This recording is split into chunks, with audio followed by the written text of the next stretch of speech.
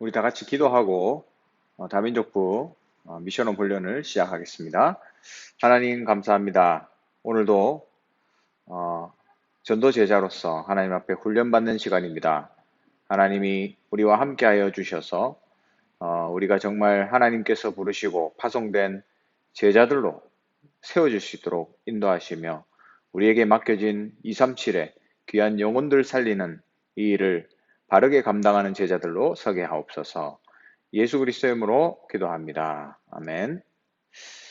예, 오늘 제목은 새로운 갈등에 도전하라 했습니다. 새로운 갈등에 도전해라. 이 메시지는 우리 사역자들을 향한 메시지가 되지만 여러분들은 EBS 사역자잖아요.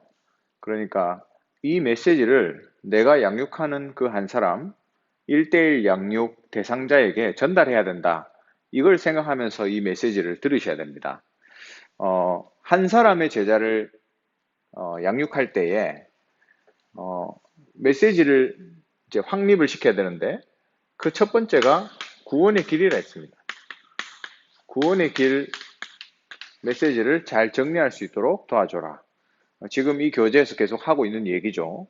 그러면서 이 기본 메시지, 물론 구원의 길 안에 기본 메시지가 들어가 있지만 이 핵심적인 부분을 얘기해 줘야 돼요.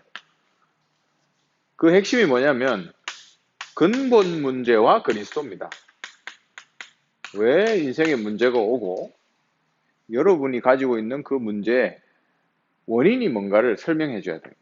그러면서 그렇기 때문에 거기에 대한 답이 그리스도고, 그렇기 때문에 예수 그리스도가 모든 문제 해결자다. 답을 줘야 되는 거죠. 이걸 깨달을 수 있다면 복음을 알 수 있는 거예요. 그러면 그리스도만 답이라는 것을 결론을 내리게 됩니다. 그리고 세 번째는 많은 사람들이 빠져 있는 복음과 종교, 이 차이를 구분 못하고 신앙생활하는 사람들이 대부분이죠. 신앙생활을 한 경험이 없어도 일반적으로 종교적인 색깔을 가지고 있습니다. 그래서 이걸 설명해 줘야 되는 거고요. 그런 다음에 영적인 세계죠. 사단이 얼마나 역사하는지를 가르쳐 줘야 돼요. 그러면서 오늘 다섯 번째 훈련인데 새로운 갈등에 도전해라 했습니다. 왜 이런 주제를 가지고 하냐면 예수 믿으면 이상하게 없던 문제도 생겨요. 그 희한하죠. 예수 믿으면 문제가 없어져야 되는데 오히려 문제가 더 많이 생겨나는 경우가 훨씬 많습니다. 그걸 영적으로 이제 해석해 줘야 되는 거죠. 그래서 첫 번째, 새로운 갈등. 이전에는 없었던 갈등들이 생겨나기 시작합니다. 그게 어떤 갈등들이냐? 여기 나와 있는 대로 가정에 갈등이 생기고, 그렇잖아요. 예수 안 믿다가 갑자기 예수 믿으면 안 믿는 가족들하고 부딪히게 돼 있습니다. 어쩔 수가 없어요. 어떤 사람은 특히나 우리 교회는 이단 정죄를 받기 때문에 심지어는 교회를 반대하다가도 이 사람이 하나교회 다니는구나 알게 되면 다른 교회 다니지 왜 이단교회 하나교회를 가냐 이렇게 공격하기 시작합니다. 또 그래서 다른 교회는 가도 좋으니까 그 교회만 가지 마라 이런 식으로 이제 계속 갈등이 오는 거죠. 또 어떤 경우에는 주일날 알바가 생기는데 돈을 벌어야 되는데 우리 다민족들이 그래요. 돈을 벌어야 되는데 교회는 가야 되고 그러면 갈등하는 거죠. 돈이냐 믿음이냐 예배냐 알바냐 이걸 이제 갈등하기 시작하는 거예요. 저는 많이 봤습니다. 그리고 주말에 친구들이랑 놀러 가는 거 이런 것도 갈등이 생기게 돼 있어요. 또 어떤 경우에는 교회 이제 사람들한테 상처받습니다. 교회가 천사들만 있는 곳인 줄 알았는데 이상한 소리 하는 권사님, 집사님들이 많거든요. 내 믿음을 뚝뚝 떨어뜨리고 상처 주는 장로님들도 만나게 되거든요. 그러면 새로운 갈등이 시작되는 거죠. 그래서 교회에 상처받고 아예 교회랑 인연을 끊어버리는 사람들도 있어요. 심지어는 오래 교회 다닌 분들도 교회 교인들한테 상처받고 완전히 교회를 나가버리는, 심지어는 이단 사이비 집단으로 가버리는 그런 경우도 있더라고요. 그래서 새로운 갈등들이 시작됩니다. 직업상에서도 갈등이 오고, 또 인간관계, 여기 나와 있죠? 이런 모든 갈등들이 오는 거예요. 이걸 미리 얘기해주고 미리 답을 줘야 돼요. 그래서 저는 다락방을 하게 되면 교회 일단 먼저 오게 하지 않습니다. 교회에 오기 전에 충분히 복음을 알고, 교회에 오는 순간 이런 갈등들이 또 시작되기 때문에, 새로운 갈등들이 또 오기 때문에 그 전에 사전에 미리 이런 갈등들이 올 것이다, 교회에 가면 이런 갈등들이 오게 돼 있다, 미리 다 설명해 주는 거예요. 그리고 구원받은 성도가 어떤 사람들이냐 알게 해줘야 돼요. 우리는 일단 사망에서 해방된 신분이다, 이걸 설명해 줘야 돼요, 우리 대상자에게. 그러면서 하나님이 너와 영원히 함께한다, 네가 이런 존재다, 그리고 성령께서 너를 지금 인생 인도하신다, 그래서 너는 하나님의 성령이 계신 성전이다, 이걸 이제 얘기해 줘야 돼요. 쉽게 이야기하면 너의 가치, 너의 정체성을, 그리고 너의 받은 권능, 하나님 자녀의 권능을 얘기해 줘야 되는 거죠.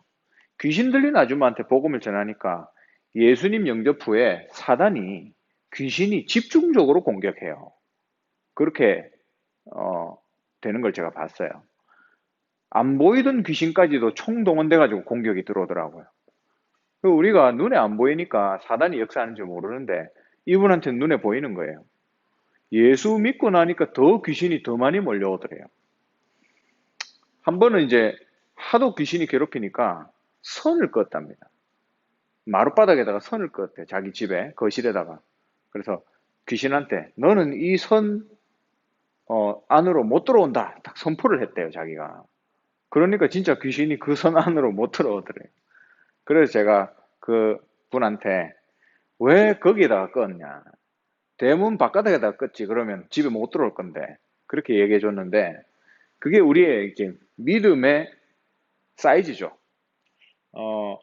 우리한테 이 권능이 다 있는데 우리가 이거를 못 믿고 활용하지 못하고, 어떤 면에서 눈에 안 보이기 때문에 모르는 거예요. 사용을 못 하는 겁니다. 그분이 천군천사 파송하는 걸 제가 기도를 가르쳐 주니까 그런 좋은 게 있었냐 하면서 그때부터 천군천사 파송하는 기도를 하더라고요. 그때부터 굉장히 편안해지더라고요, 이분이. 귀신이 천군천사한테 이제 못 이기니까 그런 것들을 보게 됐습니다. 제가 왜 자꾸 귀신 들린 아줌마 얘기를 하냐면, 눈에 안 보이니까 안 믿잖아요, 우리가. 그래서 보이는 사람 얘기를 좀 하는 거예요. 그렇게 내가 누군지, 내가 가진 권능이 어떤 건지를 알게 해줘야 돼요. 그리고 이 사람에게 문제 해결책, 답이 뭐냐, 그걸 설명해 줘야 되죠. 많은 문제가 있잖아요. 하나님이 우리에게 보혜사 성령을 보내주셨다. 하나님의 성령이 너를 도우시는 분이다, 요거를 알도록 만들어줘야 되고요. 그리고 이제부터는 네 생각, 네 계획, 그거 아니라 성령을 쫓아 행하라. 성령의 인도하심을 쫓아가라. 그리고 여기 요한일서 2장 20절에서 27절에 보니까 아무도 너희를 가르칠 필요가 없다. 가르칠 필요가 없다. 성령께서 직접 가르쳐 주실 것이다. 중요한 얘기죠. 성령께서 직접 가르친다는 것은 뭘까요? 여러분, 갑자기 눈 감고 있는데 성령이 오셔서 귀에다가 속삭일까요? 그게 아니라 이 사람이 하나님의 말씀을 듣는 가운데, 강단의 말씀을 묵상하는 가운데 가르쳐 주시는 거예요. 이걸 알도록 만들어줘야 되는 겁니다. 사람한테 의지하는 사람들이 있어요. 1대1 개인 양육을 하다 보면 그 사역자에게 의지를 많이 하게 돼 있는데 요거 절대로 조심하셔야 되는 겁니다. 자칫 잘못하면 사역자가 하나님이 돼요. 그러면 안 되잖아요. 사역자는 이 사람이 제대로 말씀 흐름 속에서 혼자서 설 수 있도록 도와주는 사람이에요. 평생 의지하게 만드는 사역을 하면 안 된다는 겁니다. 이해가시죠? 스스로 말씀 속에서 스스로 일어나게 해라. 그러면서 사도행전 8장 4절에서 8절에 그리스도를 전파했는데 악신이 물러가고 병이 치유됐다는 그 빌립의 전도 운동이 소개되고 있습니다. 결국 모든 문제 해결, 그리스도만이 답이다. 이게 결론이다. 요걸 알게 해줘야 돼요. 모든 문제가 있지만 결국 그리스도가 답이다. 여기에 대한 바른 결론을 딱 가지면 사단이 공격할 수 없죠. 헷갈리다가도 결국 결론으로 가게 되어 있습니다. 신앙생활이 뭐죠? 모든 문제 앞에서 그리스도가 결론이라는 걸로 돌아가는 게 신앙생활이에요. 이렇게 살게 만들어줘야 되는 거예요. 그래서 네 번째, 성도의 생활 방식이라고 했습니다. 성도는 어떻게 살아갈까요? 첫 번째로 성령의 인도를 받아야 된다. 아까 얘기했잖아요. 결국에는 말씀 따라가는 인생이 되게 해라. 왜냐하면 이때까지 자기 계획으로 살아왔기 때문에, 하나님을 모르고 살았기 때문에 계획을 철저하게 세워야만 잘 사는 인생이라고 알고 살고 있었어요. 그게 일반적인 생각이니까. 근데 그걸 깨줘야 돼요. 이제는 네가 하나님의 계획을 찾아서 따라가라. 이게 굉장히 중요한 팀 사역입니다. 그러면서 모든 염려를 싹 다 기도 제목으로 바꿔라. 하나님 너한테 기도 제목 주신 것이다. 전달해줘야 돼요. 그러면서 요한복음 15장 7절에 무엇이든지 원하는 대로 구하라 했죠. 근데 그 앞에 중요한 말이 나옵니다. 뭐가 나오냐면 너희가 내 안에, 내 말이 너희 안에. 이게 무슨 말이죠? 내 말이 너희 안에 거하면 무엇이든지 원하는 대로 구하면 이루리라 했습니다. 그 말은 하나님의 언약의 말씀을 내가 딱 붙잡는다는 말이에요. 그 언약이 내 속에 담기면 그거대로 기도할 때에 하나님이 응답하시겠다는 겁니다. 이게 중요하죠. 무엇이든지 네가 원하는 대로 구하면 무조건 들어준다. 그 말이 아니라는 거예요. 그 오해를 하게 만들면 안 됩니다. 그래서 말씀 잡고 인도받도록 누군가가 상담을 해오면 답을 주지 마세요. 네가 이번 주일에 강단 말씀을 같이 들어보고 그 다음 다시 얘기해보자. 그래가지고 이제 만나서 다시 얘기해보려고 하면 이미 답을 가지고 있어요. 말씀 속에 이미 자기가 찾아냈으니까. 그 기도 제목을 가지고 자기가 메시지 들으면 답이 나오게 돼 있어요. 그걸 생각을 안 하고 메시지를 들어서 문제지, 그 문제에 대한 답을 내가 찾겠노라 기도 제목 가지고 메시지 들으면 분명히 하나님이 답을 주시게 돼 있습니다. 이렇게 사역을 해줘야 돼요. 그러면서 뒤에 새신자의 성장을 위하여 필요한 것이 뭐라 그랬죠? 간증입니다, 여러분. 간증. 이 간증은 여러분 어떻게 하면 되냐면 여러분이 왕년에 받았던 그 멋진 간증 이런 거 말고요. 여러분이 안 되는 간증, 내가 갈등하는 간증, 거기서 내가 그리스도를 붙잡은 그 간증을 하세요. 그게 오히려 이 사람을 살리는 간증이 됩니다. 그리고 이번 주간에 하나님 나한테 주신 이 메시지 있죠? 강단. 이 강단에서 이번 주에 내가 응답받은 거, 그거를 솔직하게 이 사람한테 전달하는 거예요.